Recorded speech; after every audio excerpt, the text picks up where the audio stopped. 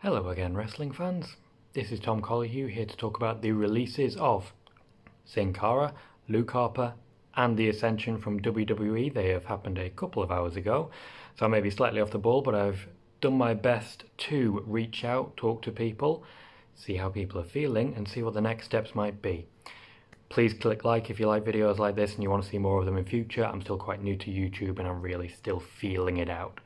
So let's start with Sin Cara. We do know that Sin Cara requested his release fairly recently, about a month ago. There was a brief, and I mean very brief, attempt at a push or a storyline for him before that, but that was mainly being used to debut Catalina, which that was a feud with Andrade and Zelina Vega, which was of course very brief. Sin Cara is a unfortunate one mostly. I wouldn't say there's been any bad will towards him in WWE. I don't believe there has been, but there have been a number of injuries, and I think really the man was weighed down by the character quite significantly, in that the initial tag team run with Rey Mysterio, the Good Lucha things as it were, the eventual tag team with Kalisto, and the fact that there was for a long period of time a different man playing the character. He wanted the release. Hopefully from here on, good things will abound. I do like a flippy man. I really do. I like the different style and the exuberance, but Sin Cara was one who was asked to go to 205 Live at some points and declined. So he was shifted from Raw to SmackDown to Raw to SmackDown. It was difficult with a number of injuries, a couple of botches which stood out, and from there on it was writing on the wall stuff. I think the release is probably the best call.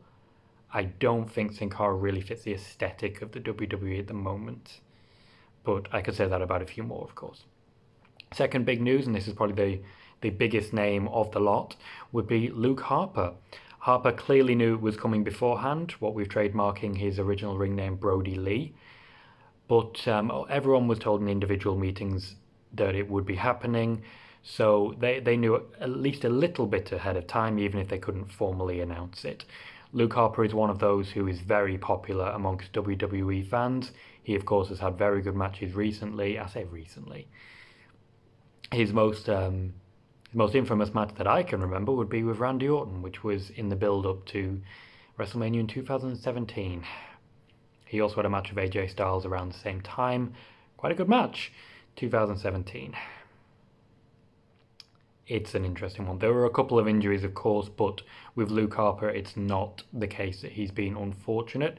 It's the case that the creative team simply don't seem to know, or didn't at least, seem to know what to do with him. His recent pairing with Eric Rowan was very last minute. That was one of the things that Eric Bischoff was pushing, to my knowledge.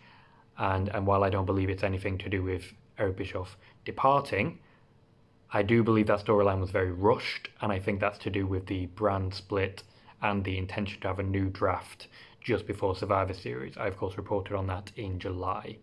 Was it July? I think it was July. Yeah, end of July, July 30th. So with Luke Harper, it's creative simply didn't seem to have anything to offer him. He's been on creative hiatus quite a lot. He obviously picked up an injury at a bad time for the Bludgeon Brothers. That tag team seemed like it was going places, seemed like it was going to be something very similar to what the Viking Raiders are right now. But unfortunately, because of that, it didn't really happen. Harper was never planned to be a part of whatever Daniel Bryan's mini faction was. But it is a shame for WWE, I think, in this regard. Luke Harper will move on to different things. I wouldn't necessarily say bigger and better.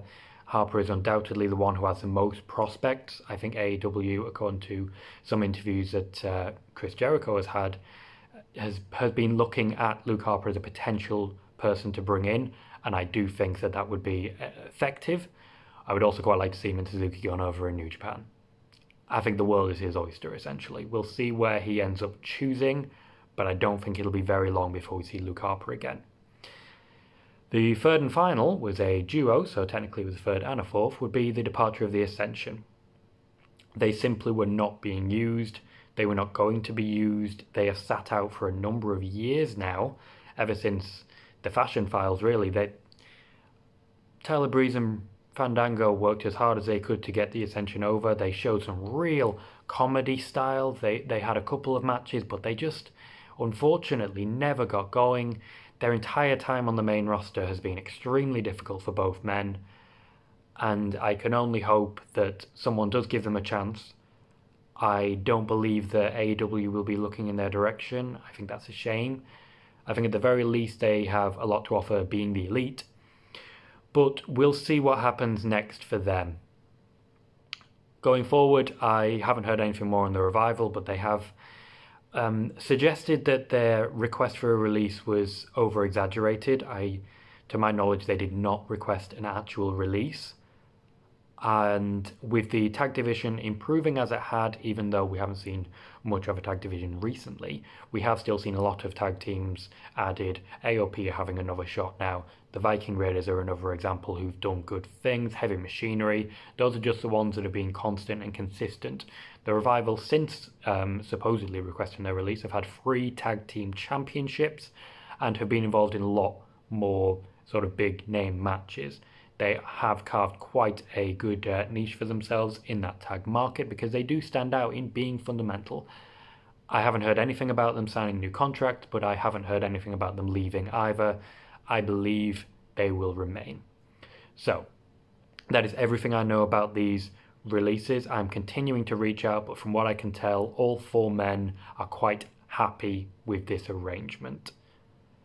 We'll see in the coming weeks as to who we can get interviews with at Sportskeeda. I am remaining hopeful that we can talk to some of the people that have been released, because I'm sure they have a lot to tell, and it would be very good for them to get the names out on the airwaves. To my knowledge, only one of them has had a contract offer so far. We will see how it goes, and I will let you know how things develop.